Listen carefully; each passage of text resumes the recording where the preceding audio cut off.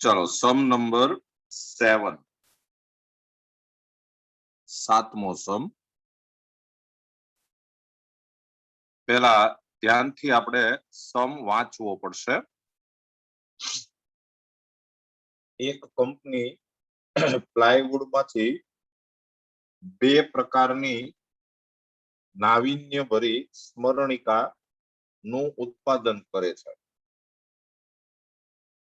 એટલે આ લોકોએ સ્મરણિકા એવું નામ આપ્યું છે એટલે આપણે રકમ વાંચતા જઈએ અને લખતા જઈએ સ્મરણિકા એ અને અહીંયા લખીએ સ્મરણિકા બી સ્મરણિકા એ સ્મરણિકા બી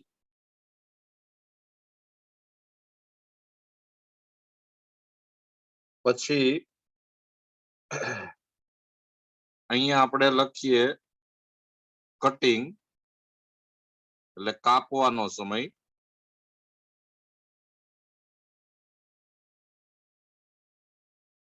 આ કટિંગ સમય લખીએ આપણે અહીંયા અને અહીંયા જોડાણ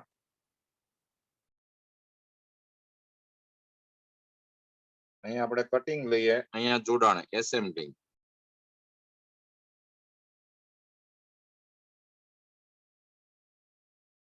અને સમ જો વાંચતા જઈએ તો એમાં એવું લખ્યું છે કે એ પ્રકારની સ્મરણિકા માટે 5 મિનિટ કાપવાનો સમય 5 મિનિટ કાપવાનો સમય અને 10 મિનિટ જોડવાનો સમય જરૂરી છે બી પ્રકારની એક સ્મરણિકા માટે 8 મિનિટ કાપવાનો સમય અને 8 મિનિટ જોડવાનો સમય જરૂરી છે કાપવા માટે 3 કલાક ને 20 મિનિટ એટલે આ એની મર્યાદા આપેલી છે લિમિટેશન જે છે એ 3 કલાક ને 20 મિનિટ 3 કલાક 20 મિનિટ કાપવા માટે હવે 3 કલાક એટલે 180 મિનિટ થાય 180 મિનિટ અને 20 એટલે 200 મિનિટ થઈ ટૂંકમાં આ બધું 200 આ બધું મિનિટમાં છે એટલે આ 200 મિનિટની એની મર્યાદા છે અને જોડાણ માટે 4 કલાક આ 4 કલાક એટલે 240 મિનિટ આ બધું મિનિટમાં છે એટલે આ પણ આપણે મિનિટમાં લખવું પડે અને હવે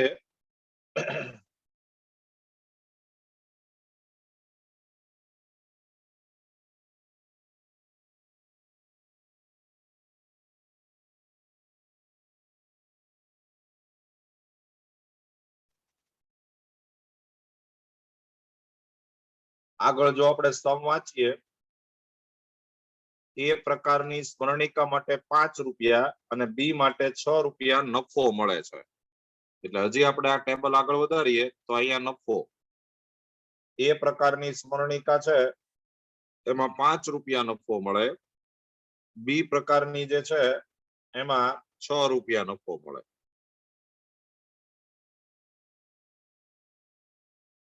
મહત્તમ નફો મેળવવા માટે કંપનીએ બંને પ્રકારની કેટલી સ્મરણિકાનું ઉત્પાદન કરવું જોઈએ આપણે આ નફો મહત્તમ કરવાનો છે એટલે આની ઉપરથી હેતુલક્ષી વિધેય મળે અહીંયા આપણે વધારામાં સંખ્યા ધારી લઈએ કે આ એ પ્રકારની સ્મરણિકા છે એ આપણે x લેશું બી પ્રકારની સ્મરણિકા છે એ આપણે y ધારી દઈએ તો આવું એક ટેબલ આપણે તૈયાર થઈ ગયું છે અને આની ઉપરથી આપણે બધી અસમતાઓ હવે બનાવવાની છે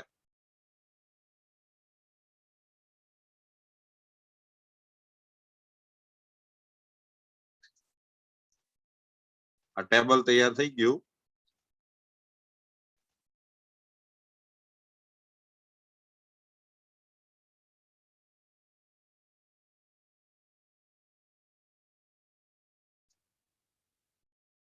ચાલો આની ઉપરથી આપણે અસમતા તૈયાર કરવાની છે. તમે આખો સમ સમજી ગયા છો કે આ એ પ્રકારની સ્મરણિકા અને બી પ્રકારની સ્મરણિકા એમાં કાપવાનું અને જોડવાનું બે કામ કરવાના છે. તો હવે હું છે ને 5 મિનિટ ઊભો રહું છું. 5 મિનિટ આપણે ઊભા રહીએ. આપણે નહીં પણ હું ઊભો રહું છું. તમે આની ઉપરથી અસમતા બનાવવાનો પ્રયત્ન કરો.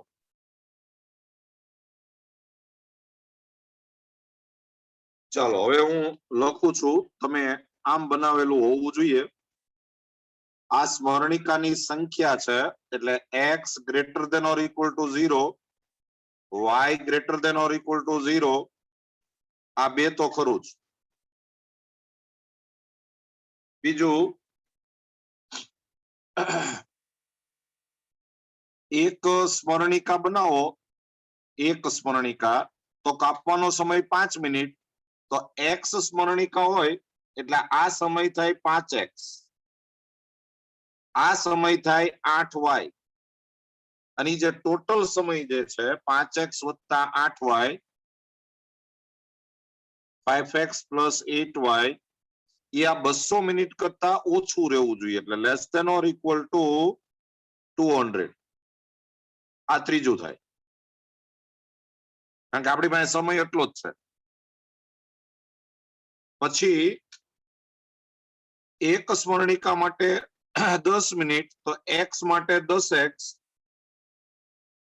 એક માટે 8 મિનિટ તો y માટે 8y. તો ટોટલ સમય જે છે ઈ થાય 10x વત્તા 8y less than or equal to 240. આ ચોથું થયું. અને હવે વાત આવે હેતુલક્ષી વિધેયની z. તો એકમાં નફો 5 રૂપિયા તો x માં નફો થાય 5x, આ થાય 5x, આ થાય 6y. એટલે નફો ટોટલ થશે z is equal to 5x plus 6y. લ્યો આ z આવી. તો આ રીતે તમારે અસમતા બનેલી હોવી જોઈએ. અને હવે આપણે આની ઉપરથી સમ કરવાનો છે.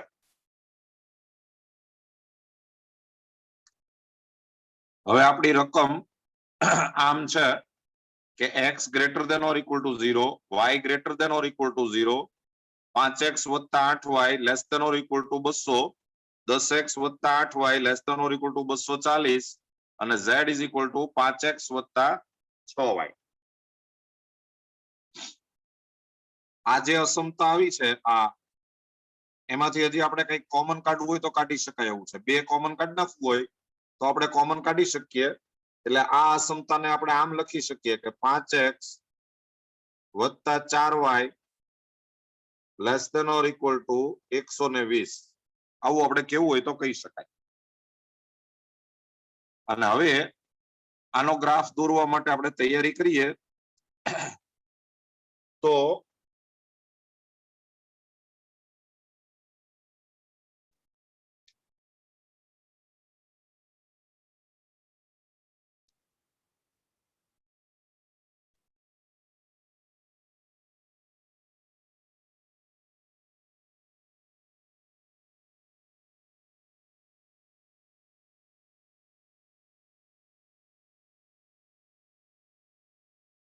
તો સૌથી પહેલા આપણે આ ગ્રાફ દોરીએ કે 5x વત્તા 8y is equal to 200.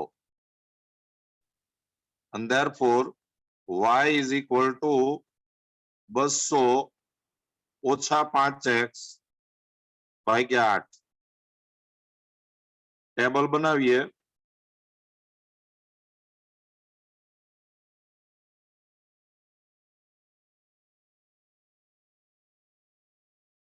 તો આ x છે, આ y છે. x is equal to 0 લ્યો તો y is equal to 200 ભાગ્યા 8 એટલે ઈ થશે 25. અને x is equal to તમે 40 લ્યો તો y is equal to 0 આવે. પછી આ બીજું લઈએ 5x plus 4y બરાબર 120 and therefore y is equal to 120 minus 5x by 4.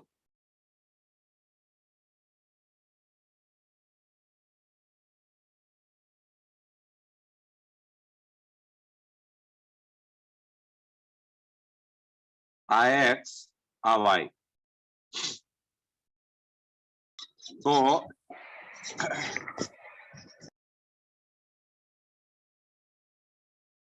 તો x is equal to 0 લ્યો તો y is equal to 30 અને x is equal to 24 લ્યો તો y is equal to 0. તો હવે આપણે ગ્રાફ દોરી શકીએ એવી સ્થિતિમાં આવી ગયા.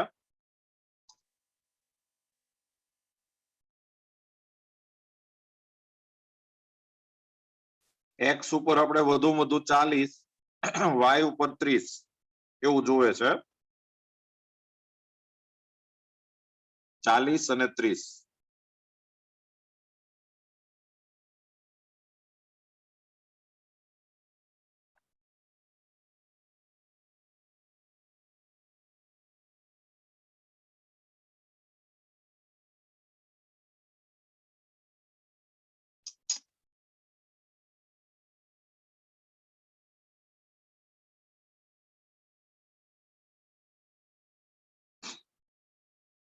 અહીંયા આપણે 40 જોઈએ છે એટલે 5-5 નો સ્કેલ લઈએ.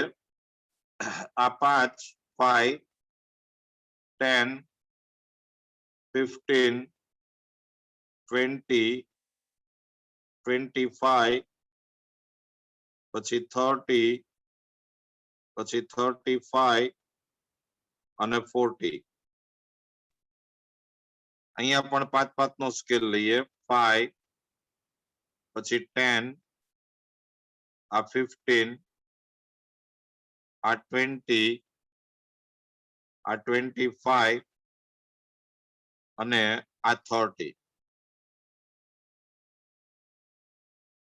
અને હવે આપણે ગ્રાફ દોરીએ તો x is equal to 0 તો y is equal to 25 એટલે આ પોઈન્ટ આવશે.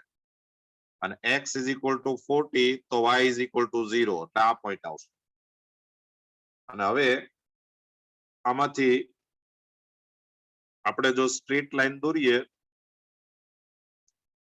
તો એ લાઈન છે એ આમ આવશે.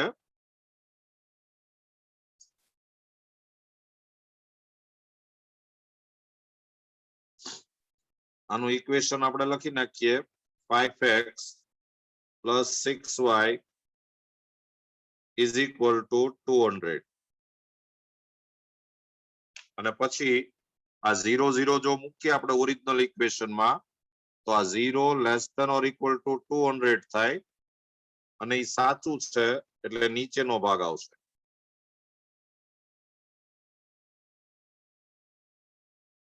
પછી આપણે બીજો ગ્રાફ દોરીએ. x is equal to 0 તો y is equal to 30 એટલે અહીંયા આવશે. x is equal to 24 આ 25 છે એટલે 24 અહીંયા ક્યાંક આવે. 24 ત્યારે y is equal to 0 એટલે આ પોઈન્ટ આવશે. આ 24 છે જરા ધ્યાનમાં રાખજો. અને એમાંથી પસાર થતી રેખા તમે દોરો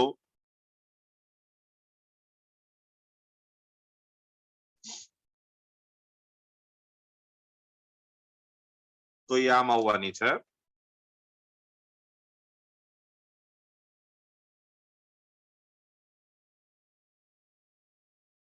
અને એનું સમીકરણ છે 5x plus 4y is equal to 120.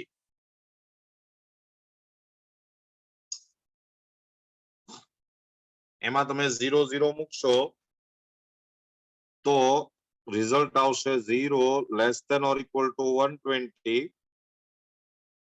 અને એ સાચું છે એટલે આમાં પણ નીચેનો ભાગ આવશે.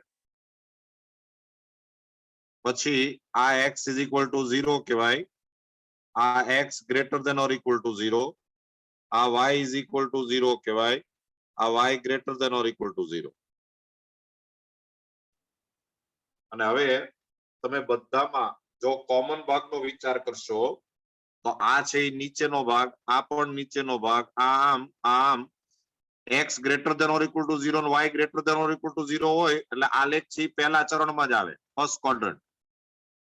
તો બધામાં કોમન ભાગ જે છે એ તમને આ દેખાશે. જો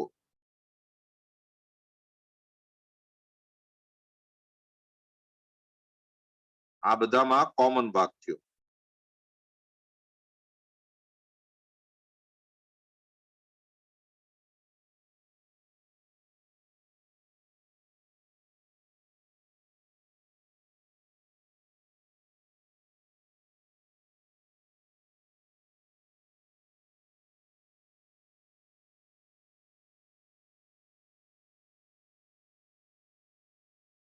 આ આપણો આલેખ આવ્યો.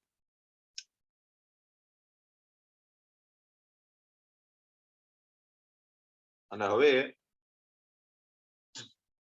આપણે વાત કરીએ બધા બિંદુઓની, ખૂણા ઉપરના બિંદુઓ, કોર્નરના પોઈન્ટ. તો આ છે 0 0. આ જે છે એ તમને ખબર છે કે 24 0 છે. આ જે છે 24 0 છે. આ જે છે એ 0 25 છે. આ પોઈન્ટ. અને હવે આ પોઈન્ટ આપણે શોધવાનું રહેશે. ઈ પોઈન્ટ શોધવું હોય તો તમારે આ બે ઇક્વેશન ને સોલ્વ કરવા પડે.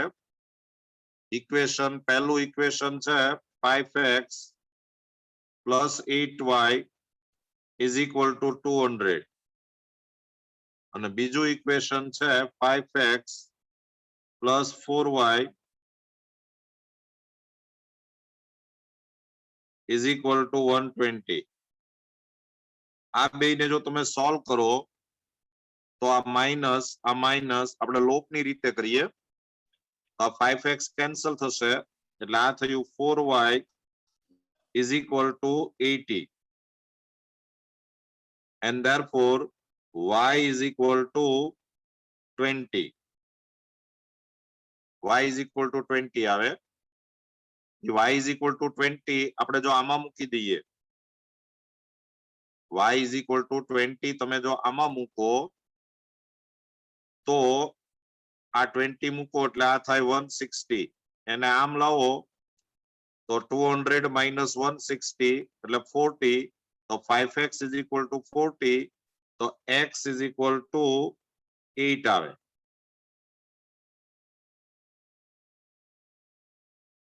x is equal to 8.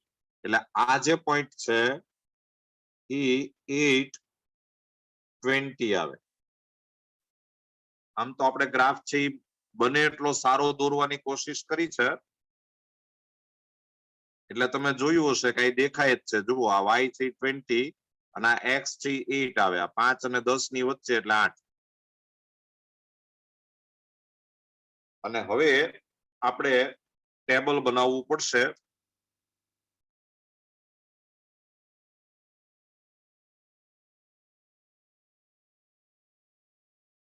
તો ઝડપથી આપણે ટેબલ બનાવી નાખીએ.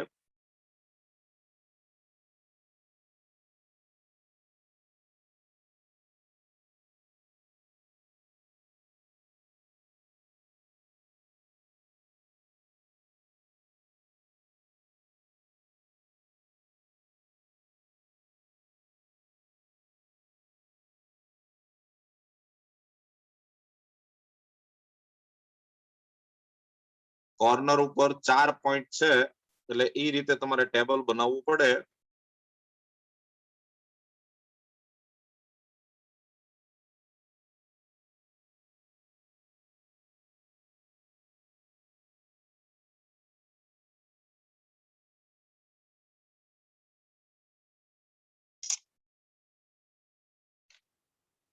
અહીંયા આપણે બિંદુઓ લખવાના છે, પોઈન્ટ્સ. અહીંયા z is equal to 5x plus 6y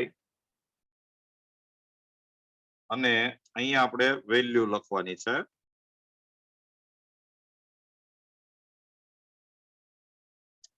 અહીંયા આપણે કિંમત લખશું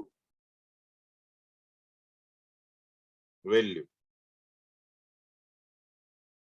તો પહેલા આપણે મૂકીએ 0 0 0 0 તો 5 into 0 plus 6 into 0 એટલે આન્સર આવે 0. પછી મૂકીએ આપણે 24 0 તો 5 into 24 plus 6 into 0 એટલે આ થાય 120. પછી મૂકીએ આપણે 820 તો 5 into 8 plus 6 into 20 તો આ 40 થયું 40 અને 6 દુ 12 120 થયું એટલે આ થયું 160.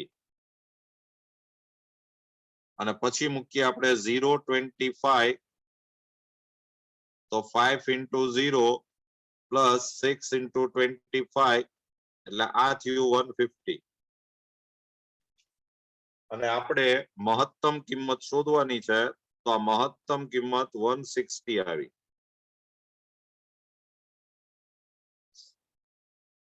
મહત્તમ કિંમત 160 આવી. તો હવે આપણે ફાઇનલ આન્સર એમ લખી શકીએ કે મહત્તમ કિંમત મહત્તમ એને જે નામ આપ્યું હોય આપણે લખાય મહત્તમ નફો હશે આ મહત્તમ નફો. તો મહત્તમ નફો બરાબર 160 રૂપીસ. અને મહત્તમ નફો મેળવવા માટે આ એને નામ આપ્યું છે સ્મરણિકા. તો એ મહત્તમ નફો મેળવવા માટે સ્મરણિકા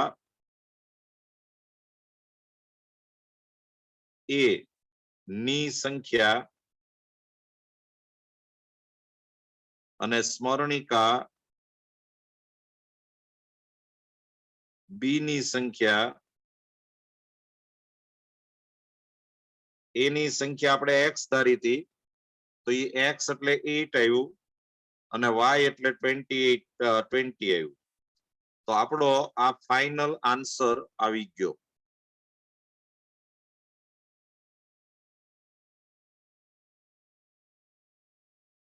લ્યો આ સમ આપણે અહીંયા પૂરો કર્યો. બરાબર જોઈ લેજો.